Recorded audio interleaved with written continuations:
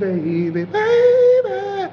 Let's talk about the biggest, best YouTuber. Dun, dun, dun, dun.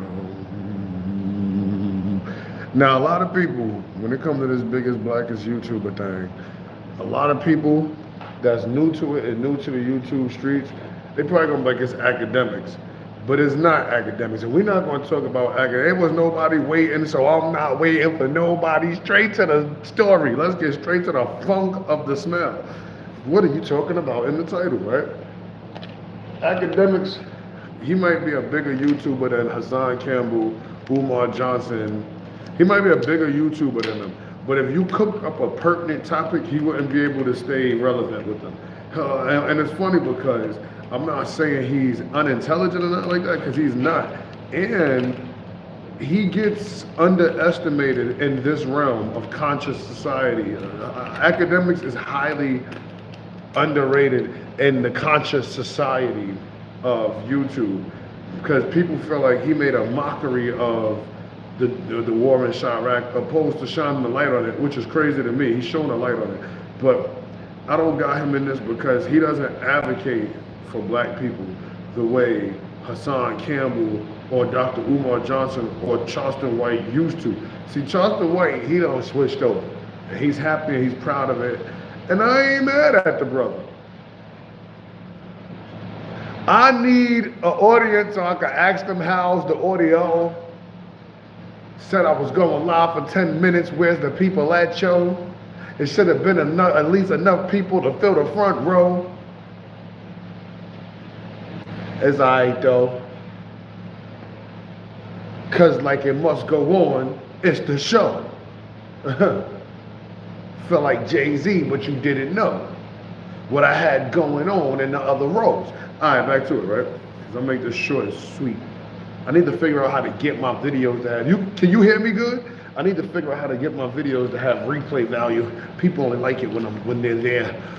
Alright, so then academics is not put in the same light as all of them, because it seems like he's not on the same pro-black people trip as them. So he gets highly, highly underrated and kicked under the rug when it comes to this. But when it comes to the biggest, blackest kind of YouTuber, is it Umar Johnson? Listen, Hassan Campbell came out with a bang, not gonna lie. And his fuse lit for way more than 15 minutes. His 15 minutes of fame, it was way longer than that. It's been sustainable for him to be able to sustain his life. So Hassan Campbell came out and set his 10. He got his toes ingratiated with the foundation of his audience, and they keeping him afloat. So that puts him in the top. But however, I always felt like Hassan Campbell, like when you say who's the biggest, it's the one who's doing the most, right? When it comes to who's the biggest blackerist YouTuber, it's the one who's doing the most. And I don't know what tangible work Hassan Campbell done for black boys that got molested in the hood, or black kids that got molested in the hood. I don't know. It seems like his message has fallen away from that. And yeah, so I'm like, do you play basketball? Yes, I do, homeless Tesla. You want to play one-on-one? Because I can still, don't get dunked on. What about white kids? We ain't talking about white kids. So we're not talking about snow bunny kids right now. We're not talking about the privileged. We're talking about the privileged list. We're not, what do you got me talking about? We're not even talking about black and white kids. What are you talking about? We're talking about the biggest blackerist YouTuber. Like Hassan Campbell, Dr. Umar Johnson, Charleston White.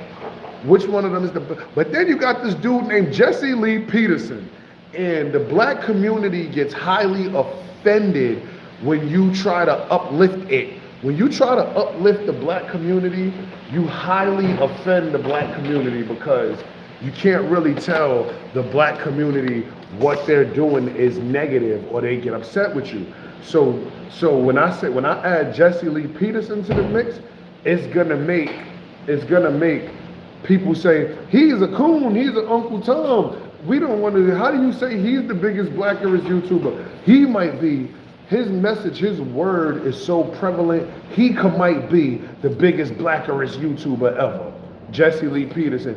And I'm pretty sure that sometimes he's doing his show in blackface, which is hilarious because he's black. But now let's get let's reel it. Whoa, that's the reel it back for the sign when you fishing. Let's reel it back and let's get to Dr. Umar Johnson. A lot of people said he's been scamming, scheming, crooked, corrupt, stealing people. Where's my respirations? People think he's a crook. People think he stole the donations he got because the school didn't open. But the one thing you could count on in life is consistency. It's people that live in their mind and they have other thoughts about, but if you could count on consistency, like if you play basketball and on your team, it's this one dude you don't think is fully invested in the team, but no matter what y'all go through, he's always there, then you can't go that's the teammate that we need to kick off. That's not the teammate we kick off. Consistency is key. So he shows through consistency, that player doesn't have the best non-tangible ways to communicate with his team or whatever, but when you're looking at who is helping us lose all of these games, it don't be him, right? Because he's consistently always there. There's other players that's going to be like that. So Dr. Umar Johnson has been consistent through and through with his message and what he's trying to do and build a school, and he's never wavered from that. Somebody who's scamming would have been wavered from the school. And if you look in the thumbnail that I made for this very video, Dr. Umar Johnson, that's a picture taken from a video of him standing outside that school last summer. So even if he did try to hook it and crook it and get over on the people, he is still pumping the same message he's been pumping, which makes his message believable because he's still standing on it. Whether he wavered and came back to it, whether he had the front to be a chameleon so he could get this, that, and the third going, he always stuck with it and he's still standing by it today. So you got to kind of look at it and be like, maybe that's what he's on. Where did all the money go? I'm white and I'm poor. I don't know where the money went. It went towards the school, towards the HVAC. You know, the HVAC. He was talking about the HVAC. He had to get the roof down. I watched him do a live in the school with people working in the school. I used to do contracting, flooring, I should say, not general contractors. I used to do flooring. I know it takes a long time to get stuff done. It's a lot of red tape. It's a lot of you paying people and them just running off with the money because they know what this is going for and they know this, that, and the third. It's a lot of, and what he's doing and what Dr. Umar Johnson's doing, it's a lot of his competitors and his naysayers that will doctor up the perfect plans and send people there that look like contractors just so they could sabotage what he got going on. I'm not saying that that's what happened, but I'm saying that's what can happen. And I'm saying through my personal experience in life and being the workers that would be called to help his school, that's what happens. They'll send you there and they'll be like, nah, we don't even want y'all to fix the school. We want y'all to steal all the stuff. And in the middle of the night, all stuff be going. So I'm just saying, but through all the 10 years, however long we've been seeing Dr. Umar Johnson, till this day, he's promoting the same message of that school. And if you look in the school, in the chat, if you look for the icon for this video, the thumbnail, it's him at the school last year. You got Hassan Campbell. Now to me, he's one of the biggest, because he's self-grown. He's one of the biggest blackest YouTubers we ever had. He's another one who offends the hood because he promotes a message of peace and prosperity for black people. He shows off his backyard, so that black people could want something different, because black people are so used to seeing the projects. This is what black people so used to seeing. Black people is so used to seeing just this. This is all black people know. So that when black people start seeing somebody show their backyard, it's like he's stunning. He's trying to stun on us. Where's the backyards at over there? This is just projects. I'm from that one over there, you know what I'm saying? That's the best one in Fall Rockaway, period. F everywhere else. Just had to get that part there. So where did all the money go? I don't know where the money went, man. It went to the school, went to the HVAC. So you got Hassan Campbell, right? He made something on himself. But, however,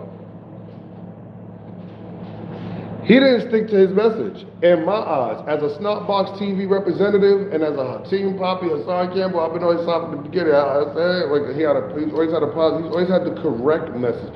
He's not here to promote positivity. That's what I'm trying to tell some people.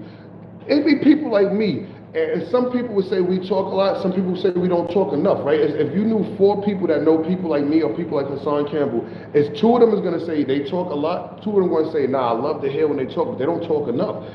Let me tell you something. I'm not here to promote to you to be the bigger man. If somebody slaps you, when you tell me the story, Casino for life. What's up, Casino? You in a building, Detroit Pistons, bad boy. I was on a live with Casino with Kwame Brown and shit. I'm gonna talk about Kwame Brown in a second. I ain't put him in the title because he didn't make it to even be in the title. I fuck with Kwame Brown. It's not a diss. I'm just saying how people get distracted on this thing, and this is why I'm trying to pick out who's the biggest blackerist YouTuber, right? Right? It's between these guys. It can't be between academics because academics, even though he is pro-black, he's not American, so he can't even get in this. This is like a black American type of argument, like for who's more uplifting to the community. And plus, what academics just did, he should have just apologized. For people that heard it, we're still gonna watch you anyway, because we heard exactly what happened. We know exactly where they're fronting, how Meek Mill and Myson is the biggest cap-ass niggas ever. We're not listening to shut you down, but you over here defending your action. This is not the time for defending your action. Sometimes you gotta say, sorry, my bad, I shouldn't have did that, shouldn't have said that. Playboy Max got away scot-free. Playboy Max was saying equally gay shit to that little boy, and he got away scot-free because he said, you know what, I shouldn't have said that. Sometimes you gotta know when to hold them up, know when to fold them up, know when to walk away. You never count your money when you're sitting at the table. You gotta know when to say when. I like Parmesan cheese, and when you go to certain Italian restaurants, they come out with the Parmesan grater. If you put too much, it'll be nasty. You gotta know when to hold them, right? So I say that to say this. Hassan Campbell fell off his message. He don't promote nothing of little black boys or little boys from urban areas. It don't have to be little black boys. Little boys from urban areas getting molested. He doesn't even do good lives about it no more. He's supposed to be going up there talking about, it be dudes in the hood trying to be dealers and big homies to young boys just so they could. I could give you, from the place that I showed you just now, I can give you so many scenarios of how the men from here that kids think is the toughest and aspire to grow up and look like and be next to, they used to hang out right in front of these used to be stores right here before they got all dilapidated and shut down forever. And the niggas used to hang with their pants below their waist and they used to just recruit young men. You wanna know why they wanted to recruit these young men? Because if you recruit enough young men, you could do something sexual with them. It is. Damn, drop my daggone things. It is what it is, but that's how it goes in the hood where we're from. That's exactly how it goes. Them older dudes, and nobody knows and nobody speaks about it, but a person like Hassan Campbell could bring a whole lot of light to that situation. Because when he says what I just said, it's 3 people here, 4 including me. It'd be 4,000 or 5,000 people. But Hassan, you off that message. So it make me look at you like, was you just trying to get in the door? Like some people, but I know Hassan was just trying to get in the door. He got distracted with the glitz and glamour of all the, you know what I'm saying? And then what happened was, once you go through so much back and forth with the system, it make you not even want to do it no more. They got a way of taking you from your message. I dropped all my banana chips. I only got a little bit left, but it's the message is more important than that. That's just what happens. So Hassan Campbell, I need him to start talking, make a program or something for little kids, for the young boys that have been molested from these projects. Do something. You got the chance, do something, or it just looked like you the cap rep. And I'm not telling you to go do something for your community. I know you can't do it. That's like telling me do something for these niggas. I ain't doing that. I'm trying to get out of here. I got out of here. I ain't gonna lie. I ain't doing better than nobody else. But the goal is to leave this shit. When I had a chance to leave this shit, I took the more rent to leave this shit. When financially, I should have took the less rent, but I didn't want to stay in this shit. Because nobody wants to stay in this. You know what I'm saying? It's a bunch of niggas fronting. This is what we need Hassan Campbell to tell niggas, man. It's a bunch of niggas fronting in these places where I'm showing. I'm about to show you again, but I'm going to make sure I don't drop the rest of my banana chips. It's a bunch of niggas who wants to live in this? Projects on top of each other. It smells like piss in the hallways. It's violence. It's drug dealing. It's all that, but it's not always all that. Some people be exaggerating. It's not horrible, but it's bad. Just bad. Oh my God. Hold on. I'm about to get into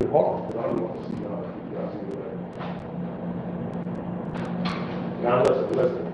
So it's between Dr. Umar Johnson, Hassan Campbell, and Jessie Lee Peterson. And I know people will want to put Charleston White in the top 3 with them, but to me, he don't have the catalog yet.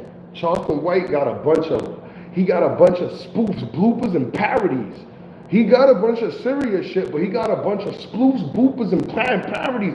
Like when they wanna make Dr. Umar Johnson look not serious, they start attacking his credentials and if he went to school and if the school is getting built and a bunch of shit that doesn't attack what he's saying.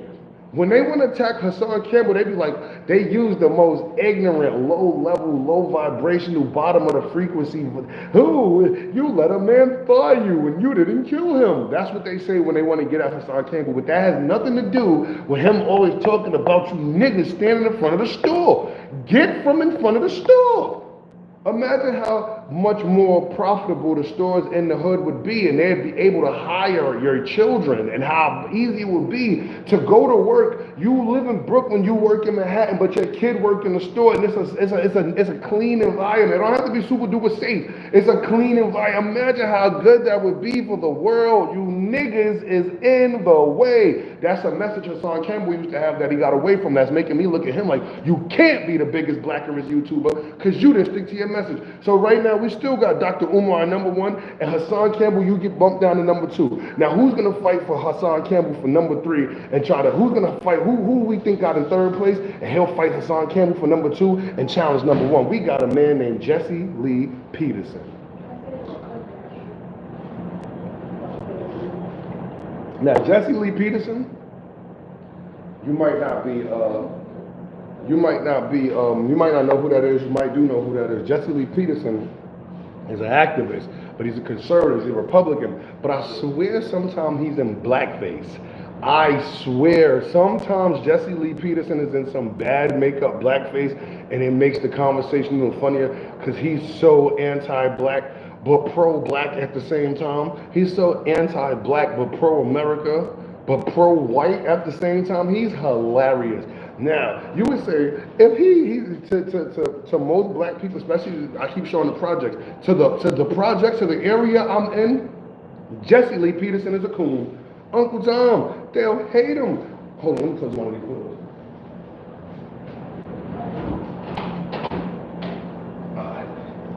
So they'll hate him. They'll say everything Jessie Lee Peterson is a joke. And now if they wanted to tear down Jessie Lee Peterson and they wanted to minimize his message, what they would do is be like, he's either not serious, one, or he doesn't like black people, so I'll listen to him. But you gotta take what he's saying. Forget all the God stuff. If you apply the message he's saying, would you win? So this is where Jessie Lee Peterson comes out of nowhere in the race with Umar Johnson up here.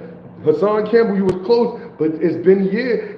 Hassan Campbell, let me make this fucking clear. Swinefax TV, Snapbox TV representative, let me make this clear. Hassan Campbell, if I capped, I wouldn't be facts. I'm never gonna just take somebody's side because I'm on that side. It's been years since you've been in the light. There's not no Hassan Campbell sponsored, Hassan Campbell endorsed, Hassan Campbell named molestation programs, exit strategies, after help, whatever. I don't know what it's called. I've never been through that. But I'm pretty sure that the people's trauma units, Hassan Campbell, you can make that lit. It's not just about, it's about helping the victims. It's about outing the people who did it to them, and it's about making families more secure and safe. Because in the hood, the person who molested the kids becoming the Thanksgiving, and then you got older people in the family giving the baby to that nigga who he's been known as the molester, and no, it's time to end that. Hassan Campbell, you could be the tough voice that be like, and then you got this big counseling therapy thing, secret, I don't know. But people need a place to vent for those specific things. These boys are hurting. People can't tell what's wrong with these boys. That's what's wrong with these boys. That's what's wrong with these boys. Most of them been molested and they don't have a family that they can tell to. And most of them been molested by the older niggas they're running behind. Hassan Campbell, I'm speaking to 6 or 7 people. You could be speaking to 2, 4, 5, 6,000. Make a center or do something. You don't have to come help the community. We're not talking about you going to Bronx River and helping everybody. We're talking about you sticking to your niche, what you got in the game with. That's what I'm saying. And you don't have that. You don't have that attached to your content of character. You got it in the beginning of your book. But now in these latter chapters, in the last few years, you don't have that. You don't even triple speak anymore. The nightlife. You don't even do that anymore. So you were second place to being the biggest blackerist YouTuber ever. Umar Johnson got you because he at least stuck consistent to his message. And then you got Jessie Lee Peterson, who has stuck consistent to his message, puts you in third place. Now we got Jessie Lee Peterson. Has he done enough to challenge Umar Johnson for number one? No, and I'm gonna tell you why. Even though Jessie Lee Peterson's message is more vigorous and more realistic than everybody else's messages on these, the term is you catch more bees with honey than you can catch flies with sugar. You want to get the most. Dr. Umar Johnson has, the way he gives his message, he can get the most and get the most out of people. So he stays at number one. However, Hassan Campbell speaks a language, meaning if there was a team, they would reach 10 square of what they reach now. But you know how the powers that be, the masses, keep people separate. Then you got Jessie Lee Peterson, who could not team up with these people because Jessie Lee Peterson and Charleston White had an episode together and it was whack because they're on the same accord. But Jessie Lee Peterson's about clash. His clash creates Big Bang. Jessie Lee, the other person, clash, Big Bang. We get something, you know what I'm saying? With him and Charleston White, it was like, it was corny. Charleston White deals with harsh reality. Charleston White deals with the slum facts. It seems that people can't tell if his satire is fictional or realistic when it comes off of him. And that's not good. Charleston White is reaching that realm. Charleston White seems to be what my son wanted to be.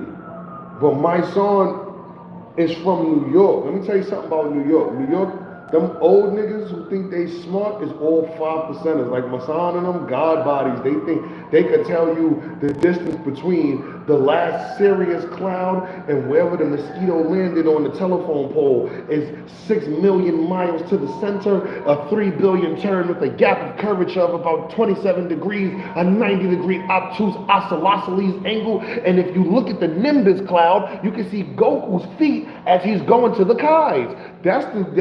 You have to, in New York City, we got these God bodies, these 5%ers, these Lord Jamars, my sons, who, see, I want to debate Lord Jamar, Flat Earth Dave, Professor Dave, and Neil Tyson DeGrassi. They're all cap. This is mad random. They're all cap. They can't prove nothing they be talking about. None of them. But in New York, the old heads such as Lord Jamar and my son, because my son wanted to be what Charleston White is, with the respect Charleston White gets. Thing about Charleston White is, no matter what you say, he get an uncanny respect.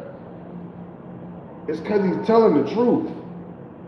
Them rap niggas ain't shit to look up to. As soon as you get to looking up to a rapper, they let you down. Every time. Rape. Every time. Must I say another charge that they get that lets you down? It be rape. You don't get no Little Dirk shit, murder for hire. If you're a fat or something, Little Dirk, how long we been knowing you've been killing everybody and paying for everybody to kill? You wasn't supposed to, see, in the industry, you're not supposed to mess with the people they say don't mess with. They told them not to mess with Quando Rondo. In the industry, you get shelf life. You get, if you have beef, the thing about the rap is you come in like this, two different people. But if you have beef, you now become a bridge where one of you must cease to exist and the other one, we will let you have 15 minutes of fame and then you will die out only goes that way. What happened was Little Durk, the winning side was supposed to be Little Durk, but King Von was off a pill and beat up this kid, and then this kid killed him, so now they really the losing side. But Little Durk is a different entity from King Von. So Little Durk is the entity that hired King Von. Little Durk is supposed to lead. Quando Rondo's about to go through the ritual of taking an L and being cast out the game. That's what the industry does. What does Little Durk do? Little Durk lets somebody kill him. Further the process, you kill Little Pav. You shot at Quando Rondo twice. You kill one of his other friends. Now you gotta go to jail. You unbalance the scale. They told you. In this game, once the moment that these rappers have a beef with each other, they're hooked. Where one must win the beef, you get 15 minutes of fame, and the other must cease to exist. Think about the Woos and the Chos. 22 G's. He ceased to exist. You don't know what music he's making. All of a sudden, the Coast to Ghost got cases. Fabio Foreign shot up. He can't get another fucking hot song, no matter how hard he tried. Nobody want to hear Fabio. Why? Because they turned him off. That's just how it goes. That's just how it goes in the industry.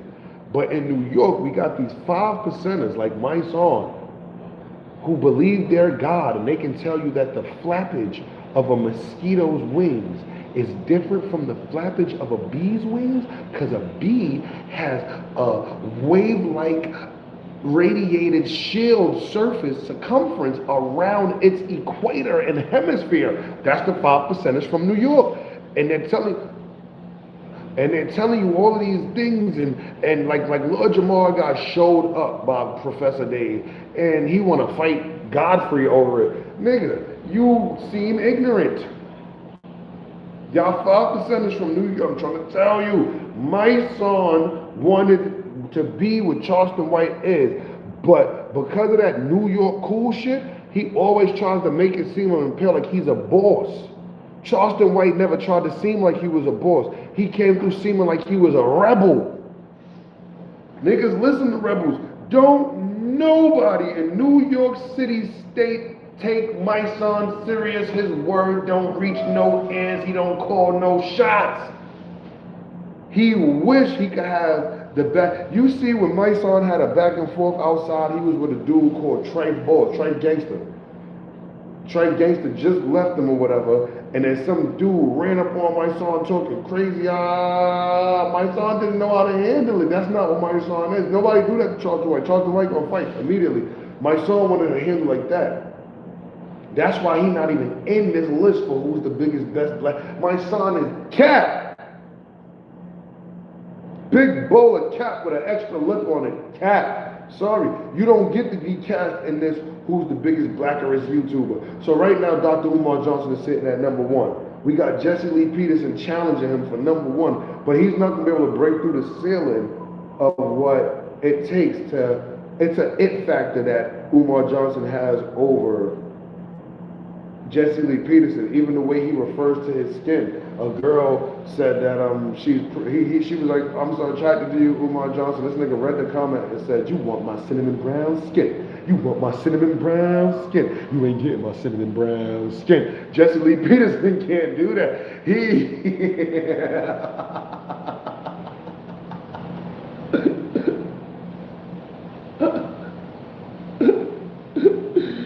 Jessie Lee Peterson's like, the blacks always want reparations. The blacks. Yo, that nigga is so funny. Jessie Lee Peterson be having black people on, and he be like, why do you people always complaining about reparations? They're like, what do you mean you people? He be like, the blacks. But Charleston White, I gotta see more. I don't need to see them videos of you in the courts 20 years ago, changing things 20 years ago. You have the biggest voice you've ever had now. I need to see something now, but it seems like Charleston White is on his mission, and I'm okay with that. You're a big YouTuber, you just can't be the voice of black people. You are, however, a polarizing voice of black people. Yes. What Charleston White says, people are usually thinking.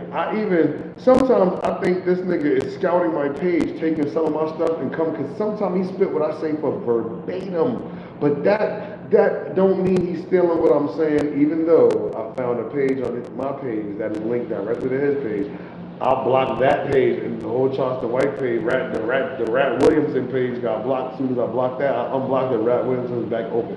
So I don't know, but they do scout. They do scout, and they do. But I'm saying Charleston might have a similar message to me because our boots is on the street and we're actually listening to what's going on. However, Charleston White, it doesn't seem like he would be the guy black people rally behind, but he ain't gonna be the guy black people rally behind because that's not what he wants.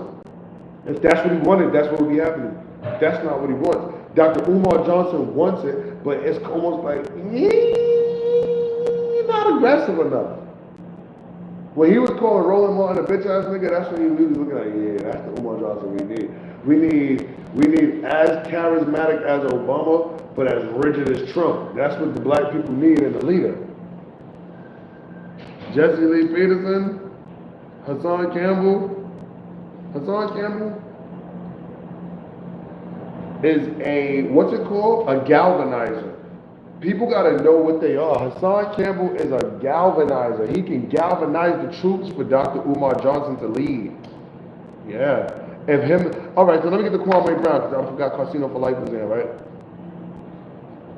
He used to talk about coding for the kids, and I just don't hear that in his message no more, but I say that he don't promote it no more. I don't listen to it as much because, like Hassan Campbell said, he ran this shit in the ground. Okay, Kwame Brown had got I should make another live for 31 minutes. We getting off to the next one. It's going to be about Kwame Brown. Let me get a little thumbnail going. Shout out to you for staying with me, guys. Oh, we made it.